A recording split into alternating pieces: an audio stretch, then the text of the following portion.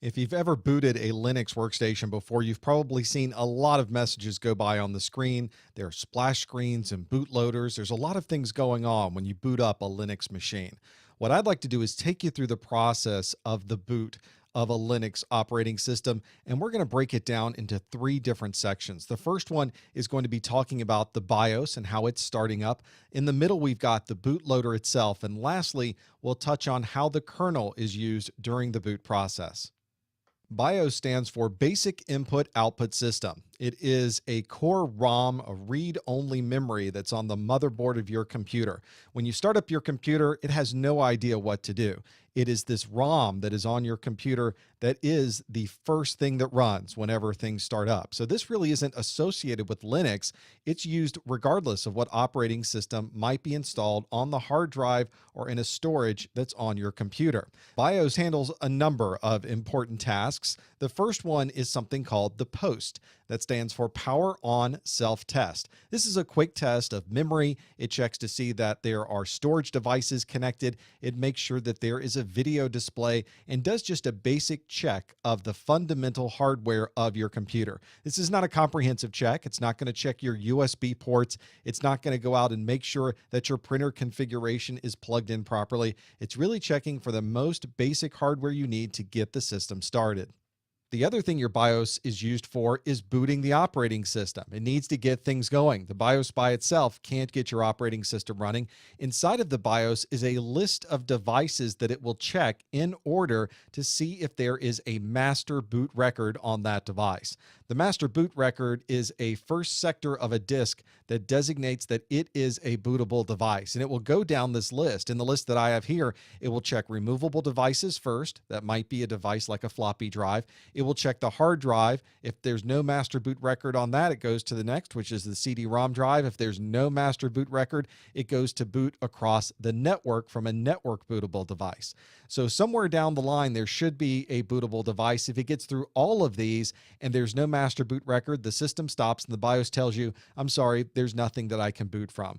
Generally, we're setting this up so that we might boot from a CD-ROM first. We might put in a live CD, and if nothing's there, then we always fall back to the hard drive and boot from there. And we're going to go through that same process when we boot our Linux system in this video to see what happens during that process.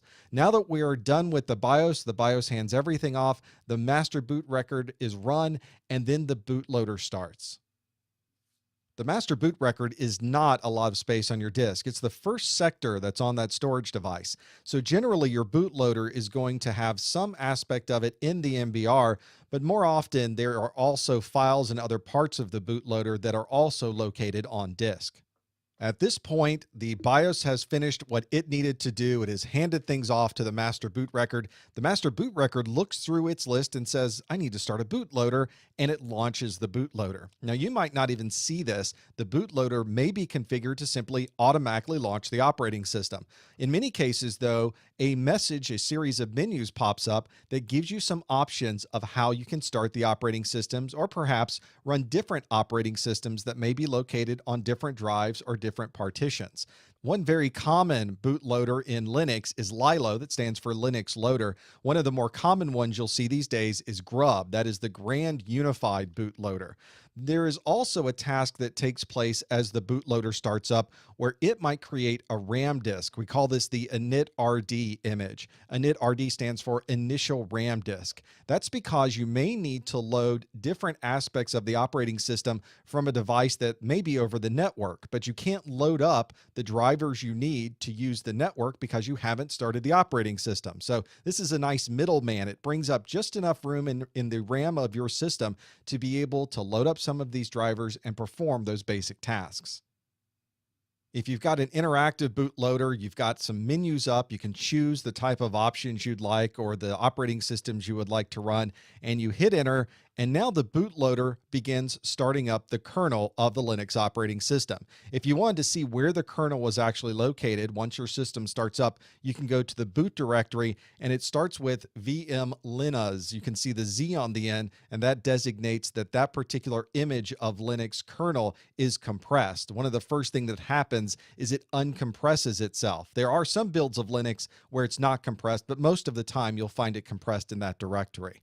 This initially gets the hardware running, it runs a command called Linux RC. That stands for Linux Run Command. That's going to begin the process of looking at your system, loading up hardware drivers, getting the disk online, getting your PCI bus going, making sure your processes are running, and getting all of the hardware so that you can then start loading drivers. This is also the time where that initial RAM disk that was set up by your bootloader can go away. We've got our real disk now. We don't need the RAM disk anymore, so that's unloaded. We don't have to worry about having that online any longer. And finally, now that all of our drivers are loaded, we're communicating with all of the hardware, we can actually load the file system and provide you with a login prompt and have you access the operating system itself.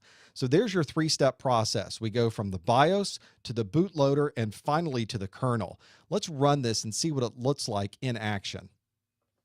When you first start your system, the BIOS starts up. And in this particular case, I've stopped the BIOS so that you can see this screen and exactly what you might see. Normally, it flashes for a moment and it's gone.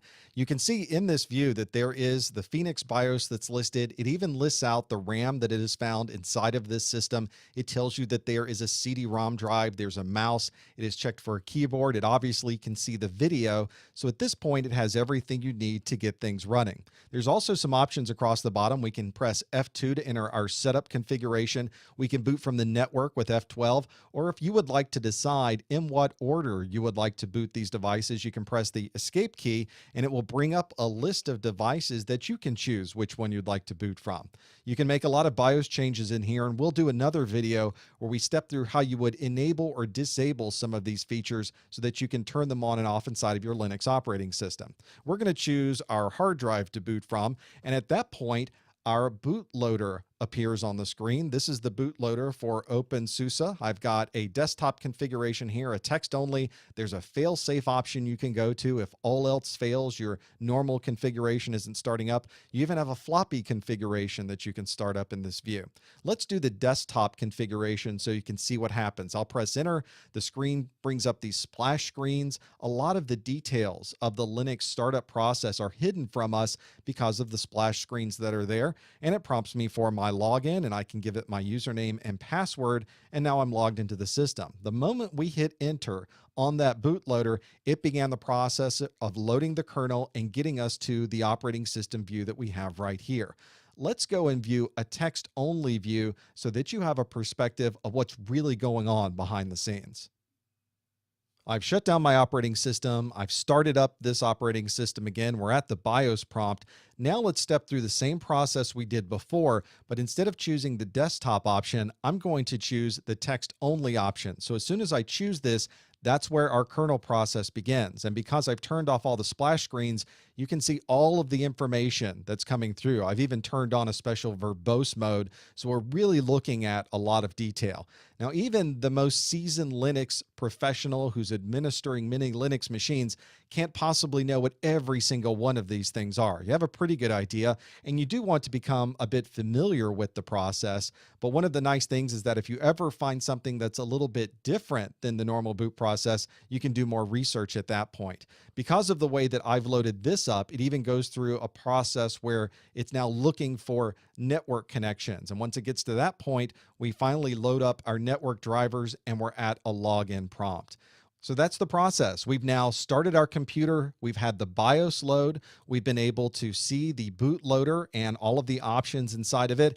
And we've started the kernel from there and had our Linux operating system load through the entire boot process.